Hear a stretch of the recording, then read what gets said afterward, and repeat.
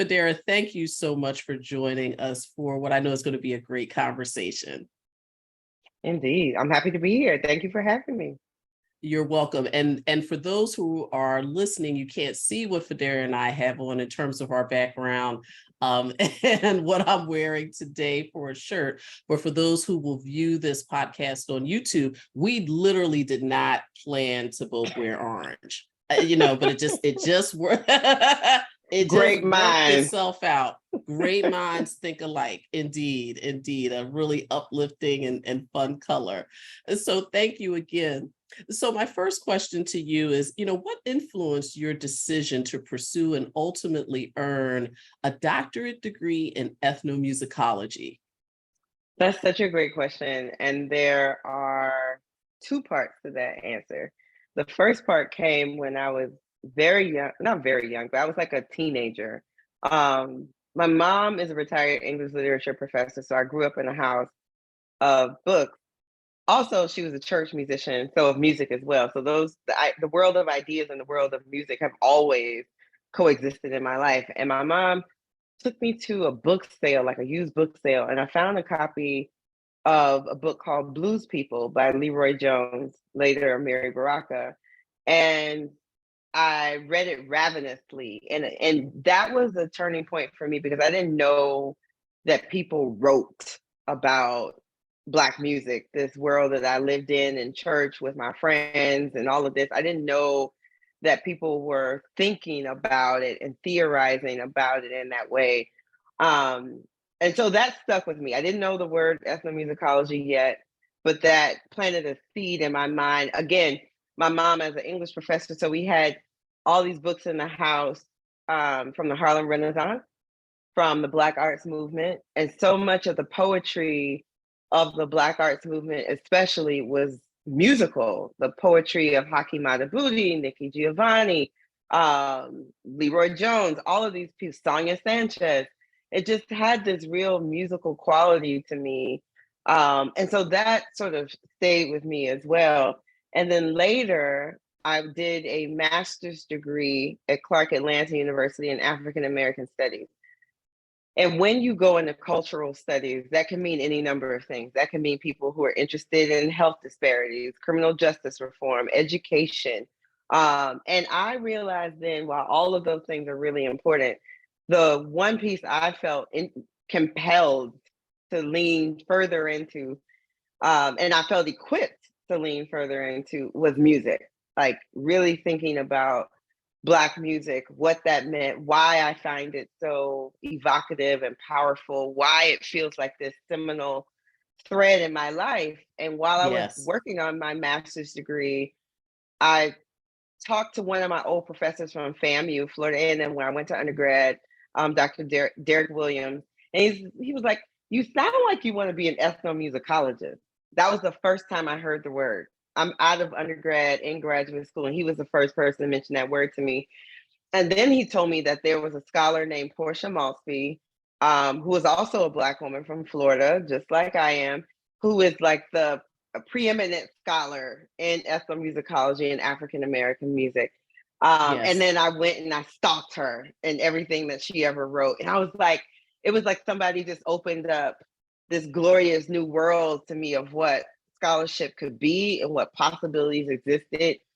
And very long story short, fortunately, I ended up, she's now Professor Emerita at Indiana University. So long story short, I ended up studying with her as my advisor at Indiana University. Wow. What a great story, and shout out to your mother, from an English literature major and just knowing how having that type of material in the household can plant seeds of potential. And also shout out to the professor, that said to you, how about this? Because I had a similar story with a faculty member, African-American woman historian. When I was at Temple University, said, would you ever consider library science, and I was like, what's that? So Mhm. I really appreciate and can relate to that story. And for those who don't know what exactly ethnomusicology is, or what particularly that discipline is, could you give us an overview of what exactly the discipline entails?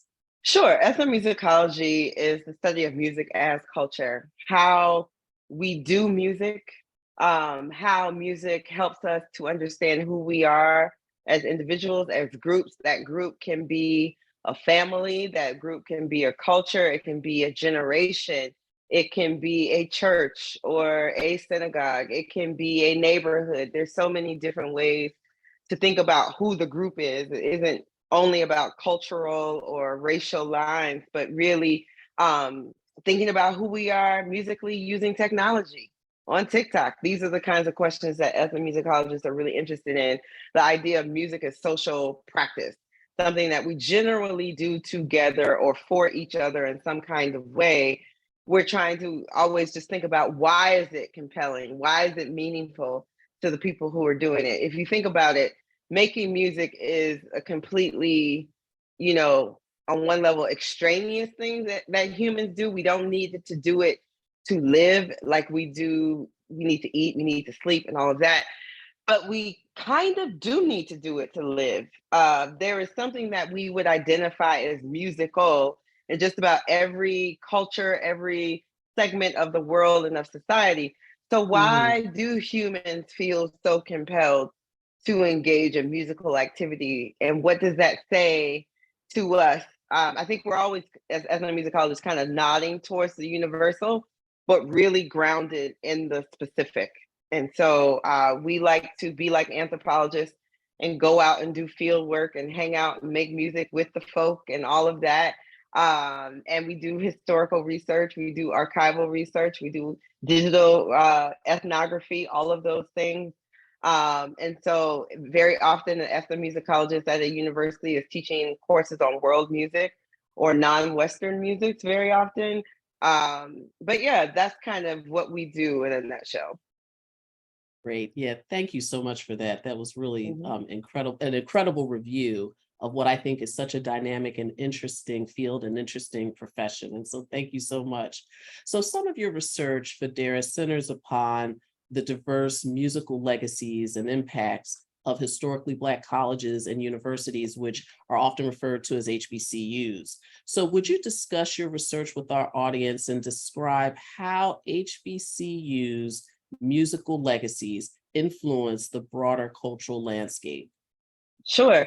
I feel like every answer to my question somehow goes back to my childhood, which is to say that I am who I've always been.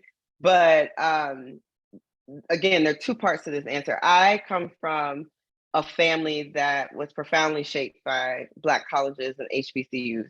My parents met at an HBCU at Florida A&M University. My mother was a professor there. My father had been an administrator there. My grandparents on my father's side got an award for putting so many children through FAMU. When I graduated, my grandfather got another award for putting so many grandchildren through FAMU. Most of my Black teachers, Girl Scout leaders were all Black college grads growing up in Florida. And so these are institutions that have been in my life always, suffice it to say. And I also grew up in a house where if the Fish Jubilee Singers or the Howard University Concert Choir was coming to town, we were going to go hear them sing Negro spirituals. We were going to do that. But we also were going to go see the marching bands that came to town. Florida A&M, I'm biased. We have the best marching band. When they came to town, we would go see them as well. And so I had all these experiences. HBCUs in a lot of ways are just have been a part of the oxygen in my life. I'm a two-time HBCU alum, undergrad and master's degree. But it wasn't until I got to Oberlin where you and I met, and I was teaching a course on African American music. And I really wanted to understand the legacy of Black graduates from Oberlin's Conservatory, what they had contributed to the world in the late 19th, early 20th century. And I realized that so much of Black music incubated on historically Black college campuses. And so we would not have the Negro spirituals if it hadn't been for those teenagers, those very young people who made up the Fish Jubilee Singers. We would not have that entire repertoire of music. Or one time I was watching a fraternity do their new member presentation. I realized the song that they were singing is actually a work song.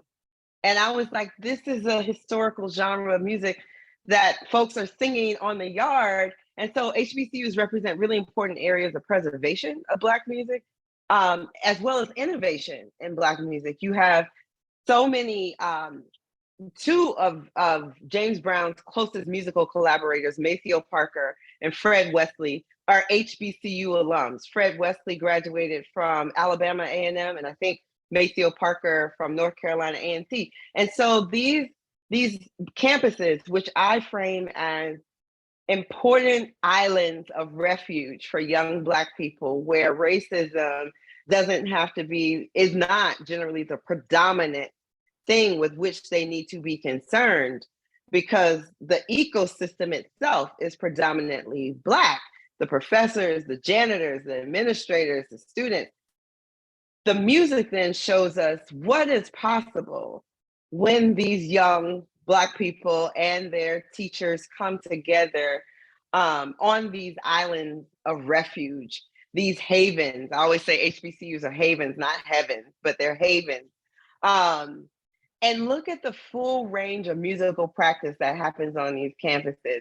Everything from the parties to the spirituals, to the hymns that fraternities and sororities sing, to all of it is imbued with this community ethos that enriches the music both on those campuses and beyond those campuses. And so I am writing a text that just points us towards that. There's a tremendous amount of research that needs to be done, but I just want to orient us towards the fact that when we see that a composer taught at an HBCU or graduated from an HBCU, the great Leontine Price is an HBCU grad, that isn't a footnote.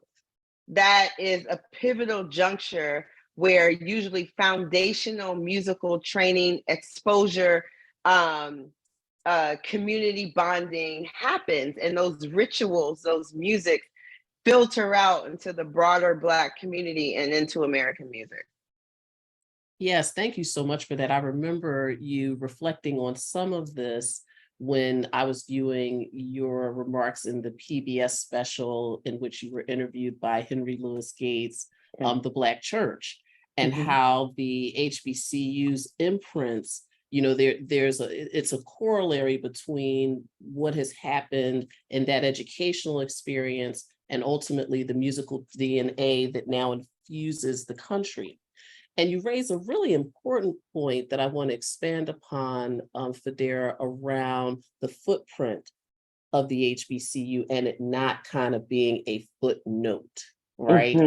And really recontextualizing that, for our listeners, and others to think about the ways in which I think, frankly, HBCUs have been historically marginalized within this nation, and yet, look at the product, look at the ways in which these institutions have not only contributed to every profession, in a really profound way, but is really a part of the cultural ecosystem of this nation. Can you talk a little more about that? Yes, HBCUs, the majority of them are founded in the late 19th century during the era of Reconstruction, although you have Cheney, which was founded in the 1830s, and you have some founded in the 20th century. The bulk come 1866 up through the 1890s.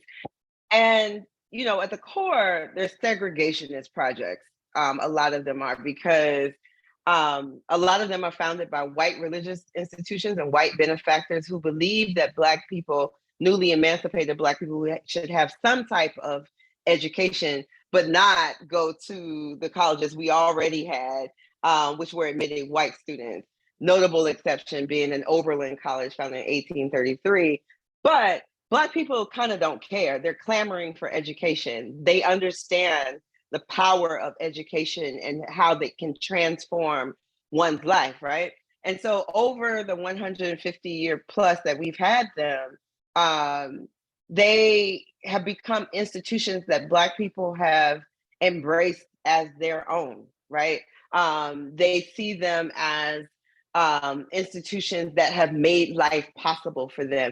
My grandparents, none of my grandparents had a high school diploma. Most of them didn't finish elementary school, but the fact that they could go, my parents could go to a historically Black college, and my aunts and uncles transformed the trajectory of our family. And so you can't overstate what access to education has done for so many Black Americans. And even now in the 21st century, the percentage of Black college students who go to HBCUs is something in the single digits, maybe 7 or 8%. Yet HBCUs still, and there's over 100 of these schools still today, HBCUs still overproduce the number of Black teachers, Black pharmacists, Black PhDs, Black doctors, Black lawyers, Black engineers, any of these professional ranks to which one looks. HBCUs have disproportionately contributed graduates into those ranks. And what I think that points to are all of the intangible things that happen on these campuses for young Black people. Over and over again, you hear stories of young Black people who barely got into college, whether it's Tougaloo or Bethune-Cookman or Howard or wherever.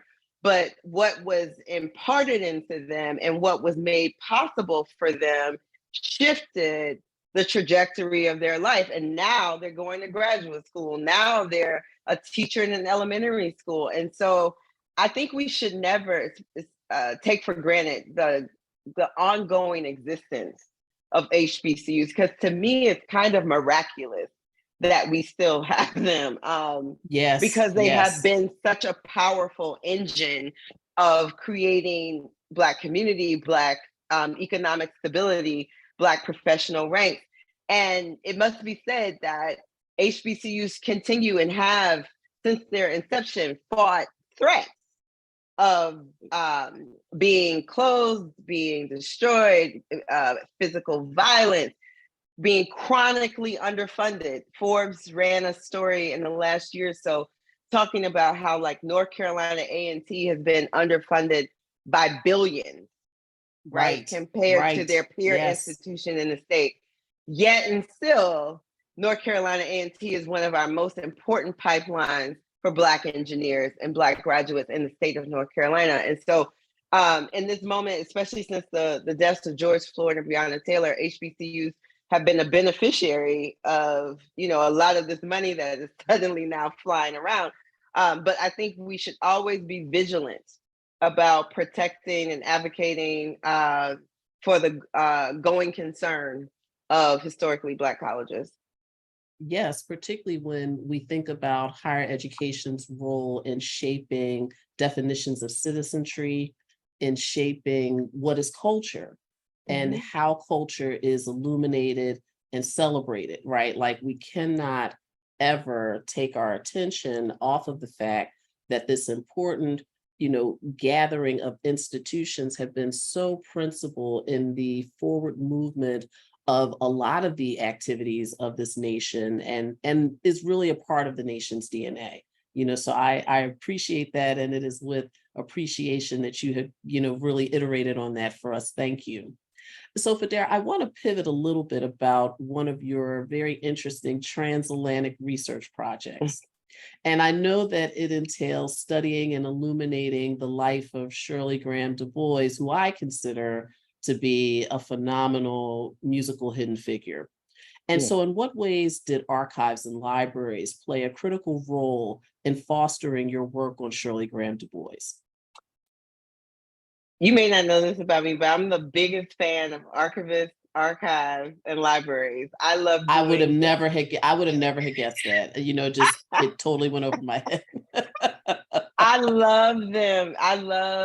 I feel like whenever I get to go in the archive, it's like going on a treasure hunt, and you find all of these things that you were looking for and all of these jewels that you didn't know that you were looking for. And so let me say that I am a huge fan of digging through archives, going to archives. And so with Shirley Graham Du Bois, that also goes back to Oberlin, where in preparing that lecture about late 19th and early 20th century Oberlin graduates, I knew her name and I knew that she had gone to Oberlin, but I didn't know the breadth and scope of her incredible life, right? And it was in the archive where I pulled her student file and I began learning about her time at Oberlin. And she was an older student when she came to Oberlin. She had already divorced her husband and had 2 children and studied in Paris and lived life before she came to Oberlin. But it's at Oberlin where she writes her 1932 opera Tom Tom, right? And I start piecing together like, wait a minute, there is so much here to know about this woman. And I felt robbed because no one at Oberlin or anywhere else had told me about this exceptional woman who in Yeah. her one lifetime had been an activist, a biographer, a composer. She had worked with the NAACP, a playwright, an internationalist, a confidant of Kwame Nkrumah, the first president of Ghana. She lived in Egypt. Like her life felt very cinematic to me. And I got the first glimpses of that at Oberlin, where I looked in the archive. And the archivist's name, his name is Ken, and I'm forgetting his. Grossi. Yes, Ken yes. Grossi. Yeah, He yeah. was so generous and just like pulling things for me and all of that.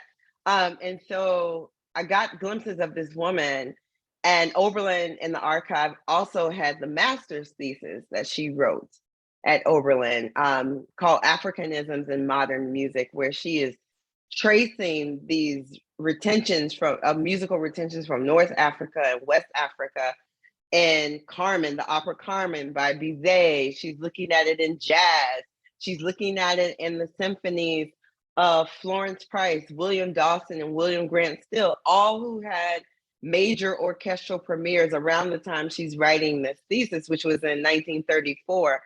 And so I was completely enraptured and in awe of who she was, the possibilities of life that she represented, and all of that started in the archive. Yeah, isn't that incredible, Ed? Please share also that she's who she is the wife of and some of Yes, the other imprints that she has left she in the was nation of Ghana. she was extremely proud to be the wife of Dr. W.B. Du Bois. A lot of people credit her for extending his life because she took Yes, such good care of him, often served as his surrogate at different meetings, including that of like the Pan-African Conference and all of those things. She would be a very worthy and capable surrogate for him. She helped to raise money for his federal trial. She was just extraordinary. She was a mother figure to Malcolm X. And so in the country of Ghana, they lived there in the late 1950s, early 1960s at a time where this is a brand new nation, founded in 1957. Kwame Nkrumah, the first president, also a HBCU graduate. He had graduated right. from Lincoln University, and he had been in awe of W.B. Du Bois.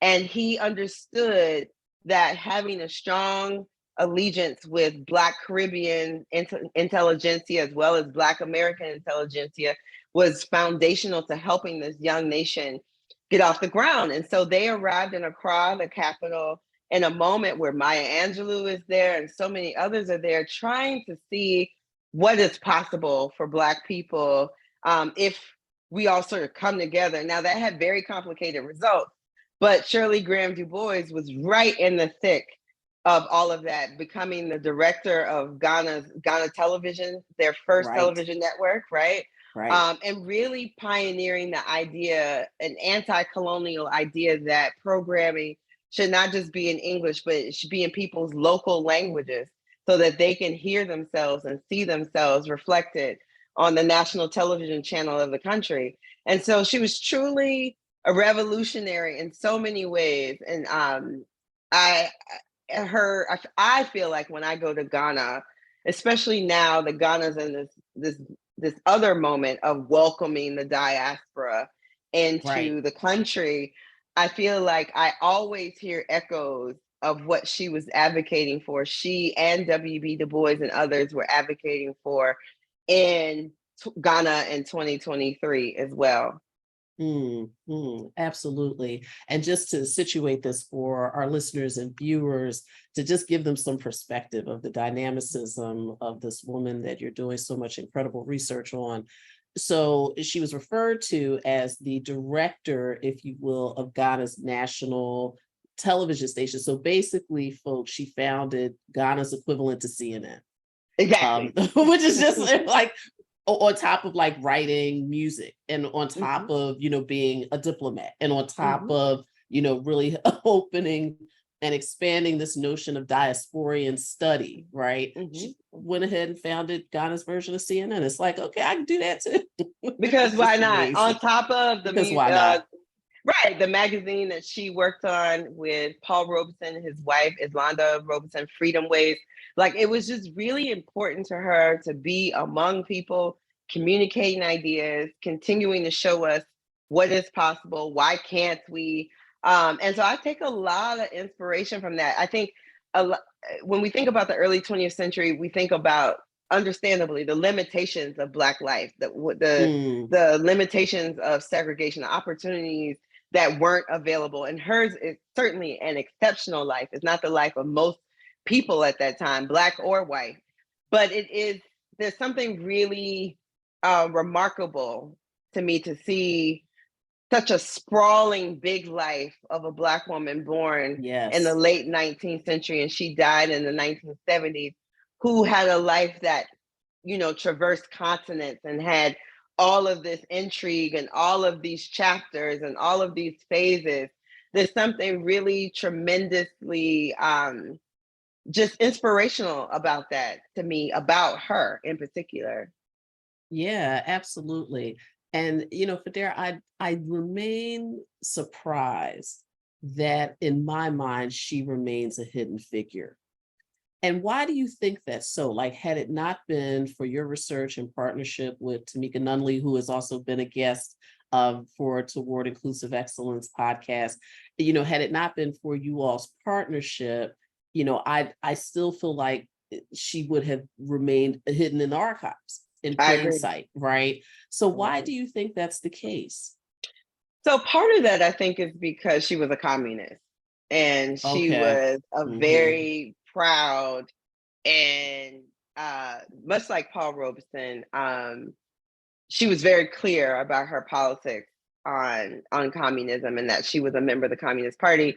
And so that gave her notoriety throughout her life. And I just feel like in her life, she became very well known. Like, and so she was famous in a moment. And then I think after she passed away, and this happens with women too, when powerful and famous men die, often it is the wife who become the caretakers of their legacy and ensure that their names remain known, right? That is not often done for women who are famous and influential. And so she had two sons, one who had passed away, and another son, David, who did what he could to kind of keep her in our domain, but she didn't have cheerleaders and caretakers in the same way that men often have. And so she withers into becoming only the wife of, just the second wife of. And I don't diminish her role as wife at all, because she was very proud of that. But, you lose the richness of her life, the expansiveness of her life, when she herself becomes just this footnote to a great man. And so I would say that too, in some ways, her proximity to such a looming, influential figure of like W.B. Du Bois casts a shadow over her own life. I mean, W.B. Du Bois is one of the greatest sociologists that America has ever produced. And so surely people assume there can't be two luminaries in that household, but they absolutely were. When they moved to New York, he had no money because of everything that was going on with his federal cases. She was the one with the resources that floated them, that bought their gorgeous home in Brooklyn and all of this. And she had just as many social connections and all of these things as he did. And so it's been a joy to work with people like Tamika Nunley, who's now at Cornell, with you, with A.G. Miller, to really restore her to her rightful place. Yes, no, and thank you so much for your leadership in that, because it's interesting, and especially now in the modern era, and I don't want to veer too much into a critique of what people refer to as the manosphere and Yeah. the womanosphere and Right, the right, right. womanisosphere, right? But when we have these conversations about coupling, it always, to me, feels like there's this idea that one has to rise and the other Yes. has to be diminished for the prominent person's rise, right? That there can't be co-location and this idea of a power couple who is really committed to this justice work. And I think that that's also the contribution that you and Tamika and others give to our understanding of relationships, right? Yes. In the ways in which, this woman that has this amazing musical legacy, this amazing social justice legacy, in partnership with a husband that has an amazing historical legacy, an amazing social justice legacy, that those two powers could come together to advance the cause, the diasporan cause, is a remarkable, yet I think still, we still have opportunity to fulfill more gaps in that story, Yes. without a question. Yes, I couldn't agree more. I couldn't agree more. W.B. Du Bois knew exactly who he married. He knew she was a force. Totally. He had known her, she had known him her entire life. And so he was very clear who he was marrying. And we have no indication that he in any way ever tried to censure her, diminish her. Right. So why would we? Right? That's what I'm left with. Right. No, absolutely. And that she, as you had earlier said, she was an adult learner who had children when she decided to go to school to pursue, to be in a conservatory, which in and of itself, Oberlin's conservatory, which in and of itself is a highly intensive educational experience, right? Like, it's not like, I'm just going to take a couple classes in music. I'll take a couple classes in music that I'm interested in. Heck, it's not how a conservatory is. Not at all. Not at all. It is a demanding, rigorous course of study. And she stayed, and the title of her biography by Gerald Horne is Race Woman, and she truly was that. She stayed because at Oberlin and did a master's degree in history, precisely because she felt that Black people, the race of Black people, needed a trained musicologist. And so she was always thinking about how her work, what she was doing, poured back into Black community and Black people. That is the through line in her life. And that is also why I think she and W.B. Du Bois were so well aligned, because they made choices and wrote things and created things that affirm that fundamental belief and what she calls the potentialities of the Negro. Like she holds that sacred for herself, as he did as well. Yeah, absolutely. This has been such a great conversation. I talked to you for days, but I know, alas, right? we don't have days, right? Right. Not yet. So I am really interested, and I know I can imagine that our viewers and listeners are as well. Fredara, what's on the horizon with you for your research? What interesting I know one, but what interesting projects are you working on? So the main project is wrapping up my book, I'll Make Me a World, which is the book looking at HBCU musical legacy. So I'm excited about that. And everything that I'm doing now is in some way, shape, or form an extension of that. And so I've been really fortunate to work with the great mezzo-soprano, Denise Graves, and her foundation, the Denise Graves Foundation, where she has started a program called Shared Voices that matches conservatory singers with HBCU singers, because each of them have knowledges that should be shared between them. Wow. And so it's been very fulfilling we're finishing up the inaugural year of that program. So it's been very fulfilling to take this research that I've done and been writing about and thinking about and finding ways to make it actionable. And so I'm really, with the book, I'm really just advocating for like a subfield of HBCU music studies. And so that's where the bulk of my energy is going. And when I'm not doing that, I'm gardening and just trying to catch my breath. Absolutely. Well, hobbies matter. That's a Yes, whole other discussion, around self-care and everything else is, we got to also situate that with all of the amazing work that you're involved in. I'm glad that you're finding continuous time to do gardening too. That's really yes, wonderful. yes. Fredara, thank you so much. This was such a great conversation. Thank you so much for your time. Thank you so much for having me. Anything you ask me to do, I'll figure it out. Well, I appreciate you because I literally know that you're globe trotting and involved in so many wonderful projects. So we appreciate you prioritizing us. Thank you so much. Indeed.